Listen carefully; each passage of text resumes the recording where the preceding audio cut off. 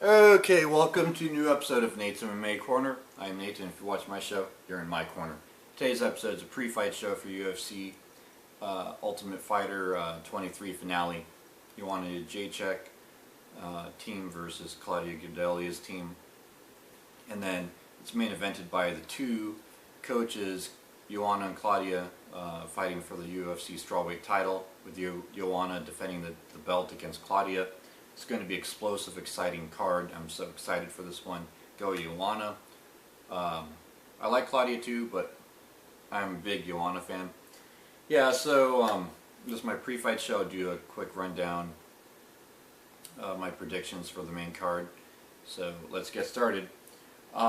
In the main event, we got Joanna Jacek defending her strawweight UFC title against Claudia Gadelha. And in this one, I think Claudia might get a takedown or two in the first couple rounds, but then Joanna will pounce back up at some point, and then she's going to start teeing off on Claudia. And I think by round 3, Claudia is going to be worn out, and Joanna is going to have found her range, and then she's going to finish Claudia in the 3rd round by knockout. So I'm picking Joanna Jacek, the champion, by 3rd round knockout. Yeah, then in the light heavyweight division in the TUF 23 finale, we have Andrew Sanchez versus Khalil Rountree. And this one was a coin toss. I mean, Khalil Rountree is a well-rounded fighter. Then you got Andrew Sanchez, and his grappling skills are amazing. And I think Andrew Sanchez gets it done. I think he lays on top of Khalil Rountree going for submissions. I think Khalil will be good enough in submission defensive mode to not get submitted, and I think it goes into unanimous decision for Andrew Sanchez. But I think it will be a war. I think before Andrew gets takedowns, Khalil will land some heavy shots. So Khalil could win by knockout, but if I'll say 51% chance Andrew Sanchez gets it done by decision by ground attack. Then in the women's strawweight finale, we have Amanda Cooper versus Tatiana Suarez.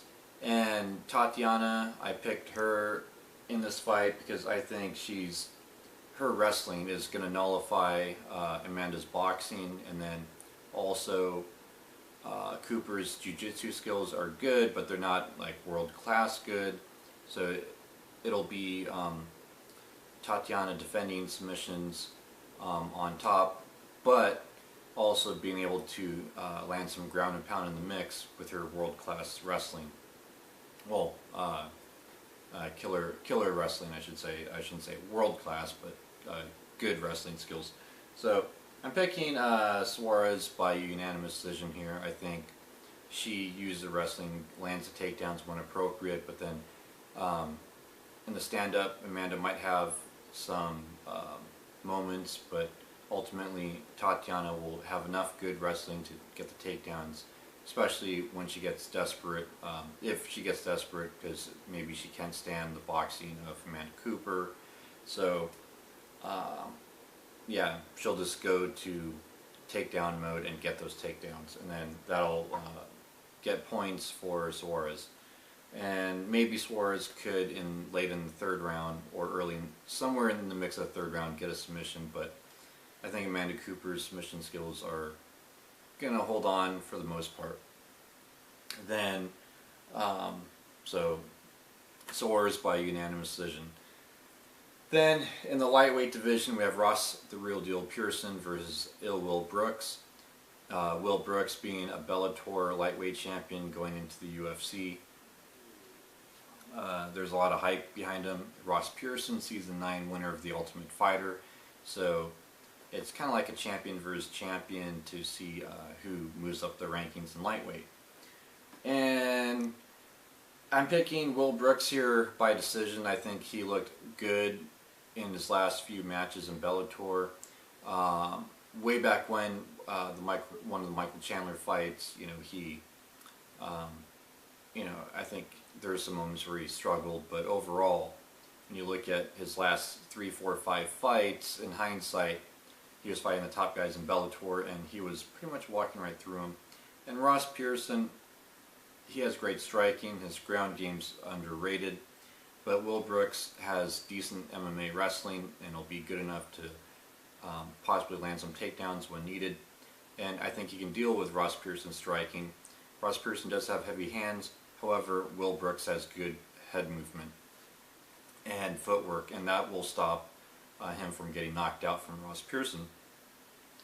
And also, Will Brooks has gone 5 rounds, been in 5-round matches, so his cardio will be good. So I think he gets it done by unanimous decision. Then in the featherweight division, we have Do Ho Choi versus Thiago Tavares. Now this one, oh my God, 51% chance Thiago Tavares gets this one done, because Do Ho Choi, oh man, he's a young kid. He's a prospect at featherweight, tough South Korean, tough, talented fighter. Yeah, he can do everything, Do Ho Choi. But Thiago Tavares is a tough, gritty veteran who doesn't give up unless you really, really finish him. And yeah, I think Thiago Tavares goes through the jiu-jitsu route here, and I think he gets submission round 2.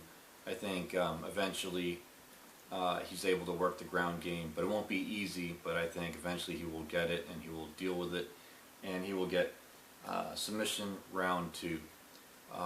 But yeah, this fight could go either way, because I think Do Ho Choi, being a young guy, I believe 13-1, he is a guy to look out for, and this could be a big, big win for him against a named opponent in the UFC and a veteran of the UFC, in Thiago Tavares. But I'll say 51% Thiago Tavares gets it done submission. I think he knows how to work the ground game well enough where he will use his submission skills and get it done. Then to kick off the main card in the lightweight division, we have Joaquim Silva versus Andrew Holbrook. And yeah, this one I am going with Silva, KO round 1. I think he's just a top prospect from Brazil, a guy to look out for in the lightweight division. Holbrook, yeah, he's okay, but I mean, Silva, it's just like watching his last several fights. I mean, his striking is on par, and he's just well-rounded overall. So I'm picking Silva, KO round 1. So there you have it. There's my pre-fight show for TUF 23 finale.